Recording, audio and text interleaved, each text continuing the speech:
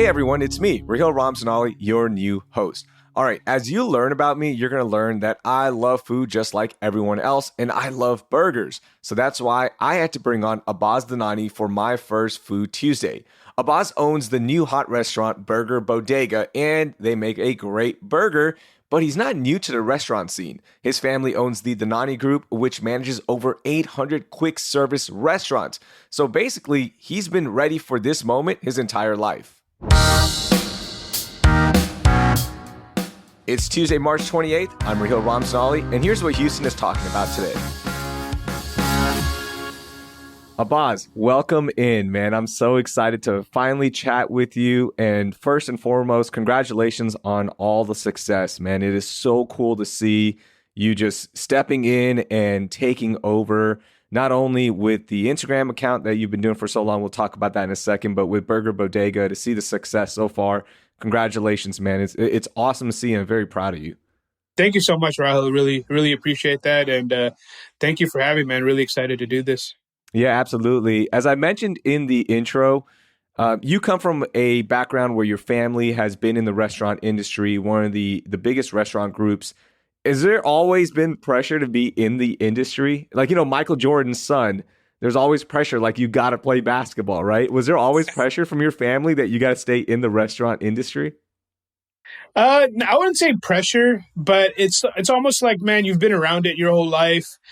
It always came down to us. The decision was always ours, but it was like a no-brainer. Once I graduated college, I've been around it, so much. It's like, what else do I really know? You know what I'm saying? Why not just do something that I've been around my entire life? Yeah, that's absolutely true. Like, everything about it. You naturally gravitated towards that. That's really cool. And that makes it easier for you pursuing all your different ventures in this industry, right?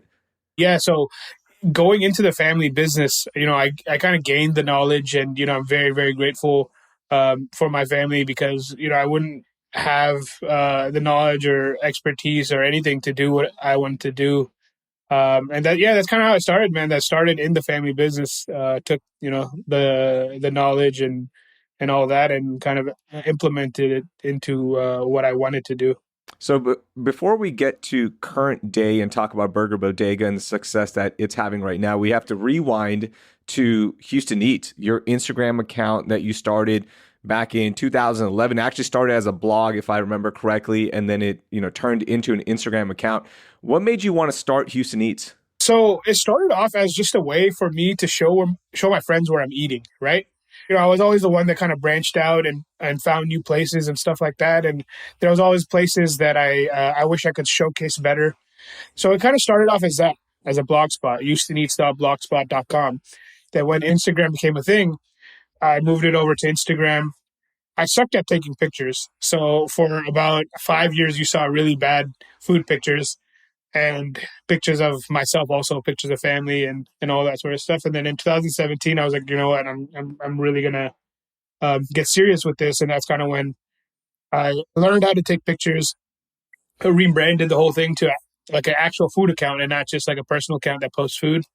And then that's when the restaurants started inviting me and all that, and just kind of it just kind of was a snowball effect from there. I met cool people and realized that this is what I love to do. Man, that's really cool. So with an Instagram account, there comes a lot of love, but there's always criticism that comes with it as well. Was there any criticism or moments from restaurants or restaurateurs that you received where you were like, okay, this isn't worth it? Like, this is just nonsense right now. I would never say that it's not worth it, because I'm not going to let someone tell me, it's not worth it, because it's what I love. You know what I'm saying? You can talk all you want, but it doesn't really matter to me. Instagram, it's always, for the most part, been pretty positive.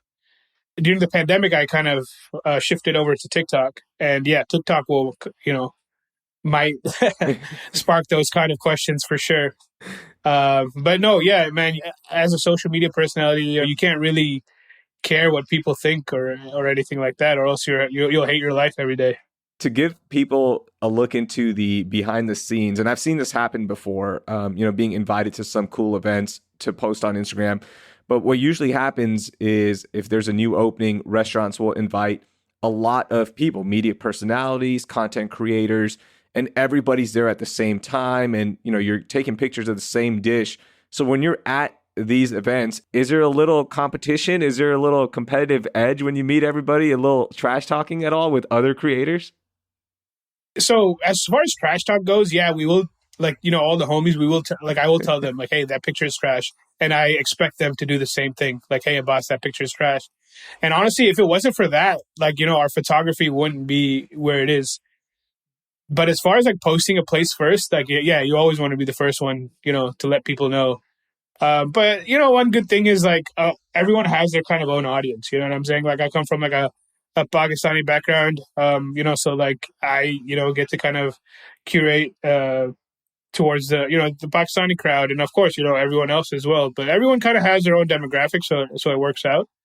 And yeah, these days we're kind of on our own, man. Like we, there's not too much group anymore, and it's more like you kind of seek things that you want to talk about. You know what I'm saying? So it's never too big of an issue or anything like that. Man, I'd be And talking so much mess. I'd be like, "Come on, bro. That's all you got, 4% engagement rate? Come on.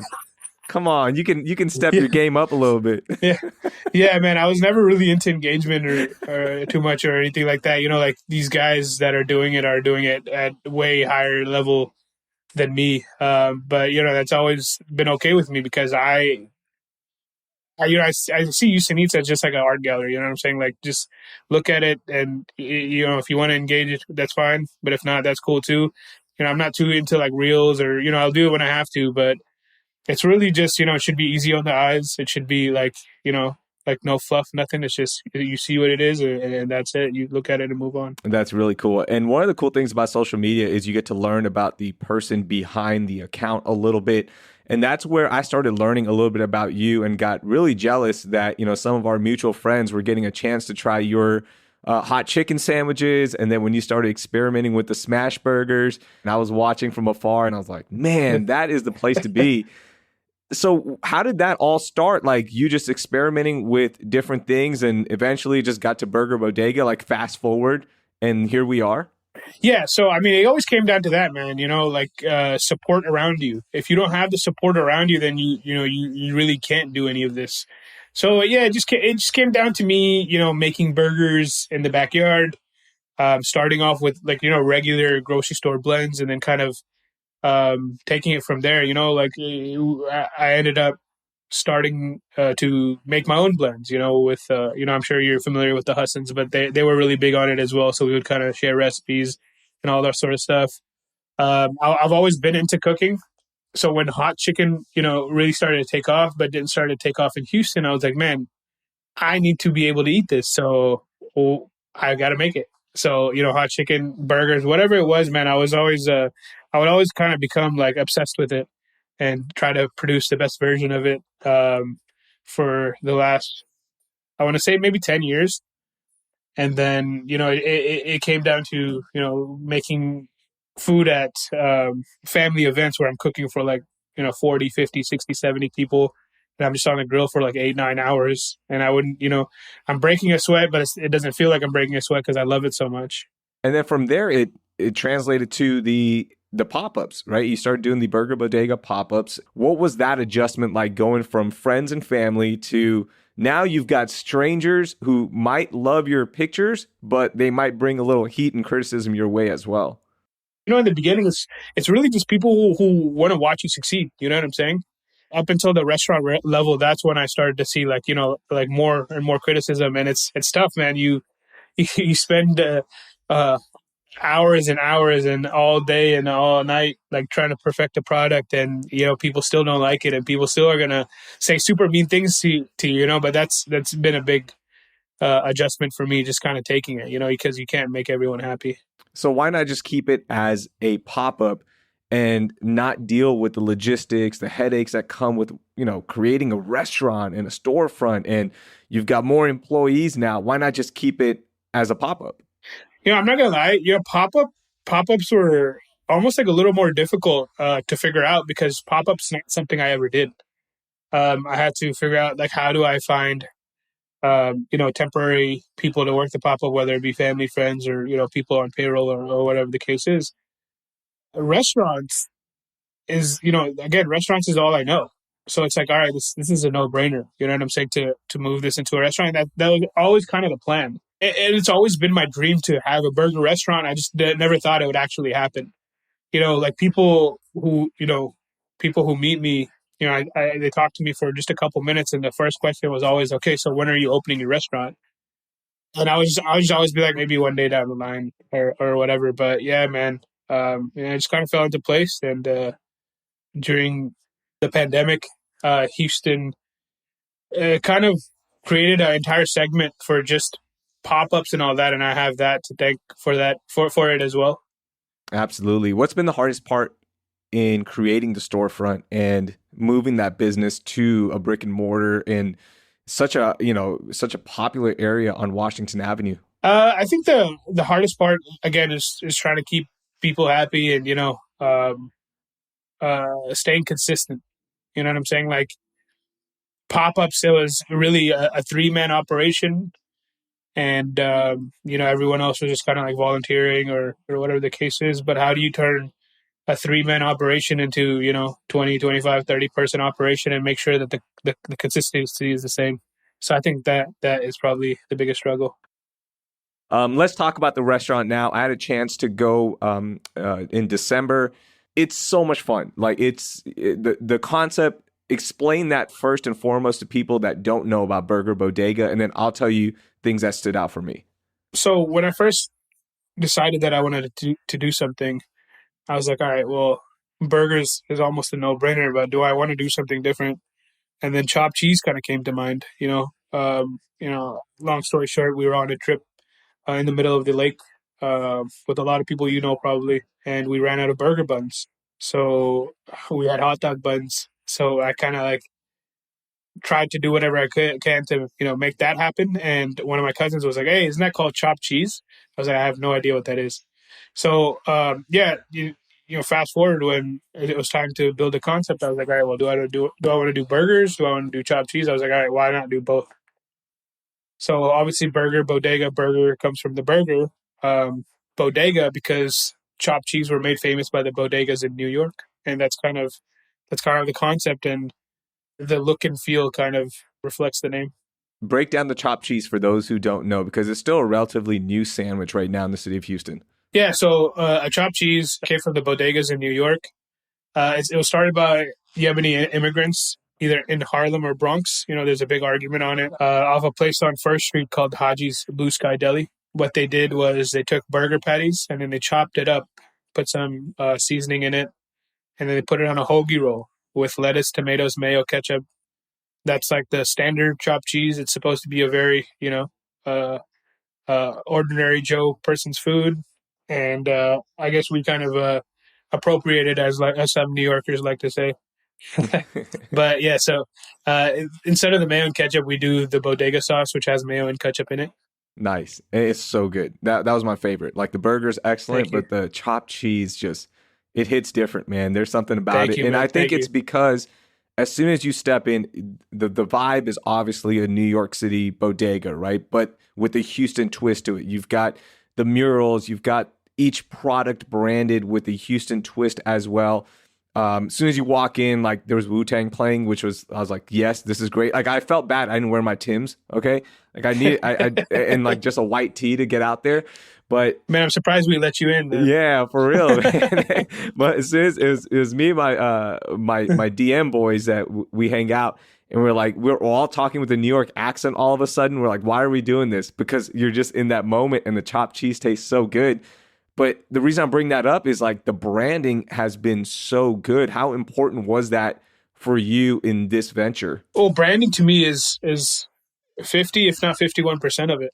You got to have a good product, but branding is everything. And I know this because I've been a food blogger for X amount of years, and you have to build something that people want to take pictures of. You know what I'm saying? You have to build something that make people feel cool, feel good. You know what I'm saying? And that it kind of came down to that. I'm passionate about food, but I'm also very very passionate about branding, and I kind of put the two together here. That's really cool. And it works, man. It's so much fun. Thanks. One last thing on Burger Bodega. How impressed and how grateful are you that the restaurant scene has accepted you? And when I was there, Patrick Fegis was there eating right next to me. And like, I didn't even know that was him. And you see somebody like Fegis Barbecue at your restaurant just eating there. And I know you're doing a lot of collaborations as well. How important is that? And how cool is it that they're, inviting you into the scene and letting you become one of their own? Man, it's real cool, man. I definitely thought there would be a lot of what does this food blogger know about running a business, or what does this food blogger know about actually making food. But nah, man, I just remembered where I come from, and that's Houston, Texas, the place that, you know, really accepts you for who you are. And if you have a good concept, they'll be behind you. That's So really cool. it's been real cool, man. Yeah. All right. I've got 4 questions for you. Rapid fire these. You have such a great history with the Houston food scene. So I need to get your recommendations. Number 1, what's the one food item everybody in Houston should try once? Koi Barbecue's beef rib Penang curry. All right. I haven't tried that, but I'm glad you said that. So I'm going to put that on my list. What's your top dish or item in Houston that you personally crave? Any dish from street to kitchen, probably. Okay. What's that? I haven't heard of that one. Street to kitchen is, I don't ever talk in absolutes. I don't ever tell you what my favorite is, but street to kitchen is the Thai spot of Houston. It's, it's Chef Ben Chawang Painter. She used to cook for her grandma's restaurant in Thailand in a little village, and her dream was to always open up a Thai restaurant in Houston. And street to kitchen is her living out her dream. It's in the East End. It's connected to a gas station. And when you go inside, it doesn't feel like you're in a gas station. It's more of like a fine dining environment. So, yeah, as far as like craving food goes, yeah, I would say anything from that restaurant. And if I had to really nail down a dish, I would say probably the cashew chicken. All right. What's your top dessert in Houston that you crave? Underground Creamery. Yeah. So good. Yeah, Underground Creamery. Anything that Josh does is always pretty good. More specifically, anything with butter cake in it.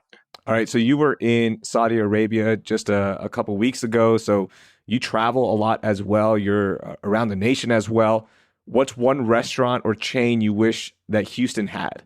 In my opinion, one thing Houston lacks in is Burmese food. So I wish we had more Burmese food in Houston. So I would say Burma Superstar. Oh man, Yeah. it's so good. That it's the perfect restaurant in San Francisco. Yeah. Before I let you go, Abbas, what's your favorite thing about the city of Houston? My favorite thing about the city of Houston is the food culture, man. Easy. There you go. I love it. Abbas, thank you so much for joining us. Best of luck in everything you do. Love seeing you succeed, man, and just rooting for you, and can't wait to see what else is in the future for you. Thank you so much, Raul. Thank you for having me.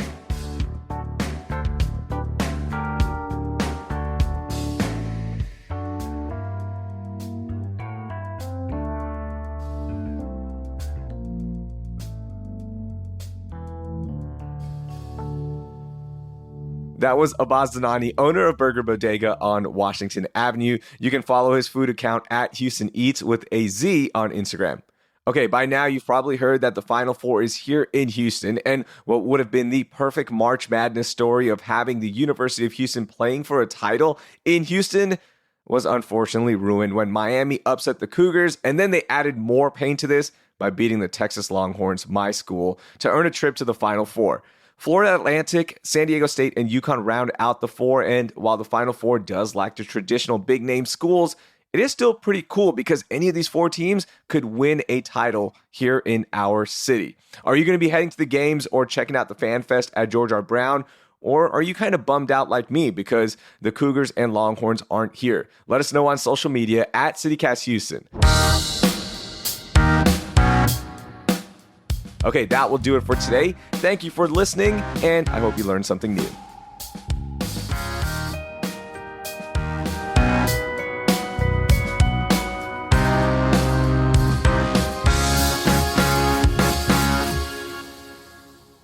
There's this very prominent food figure here in Houston, and she's always kind of hard to please and all that. So she said that we were overrated. Oh man, that's cold.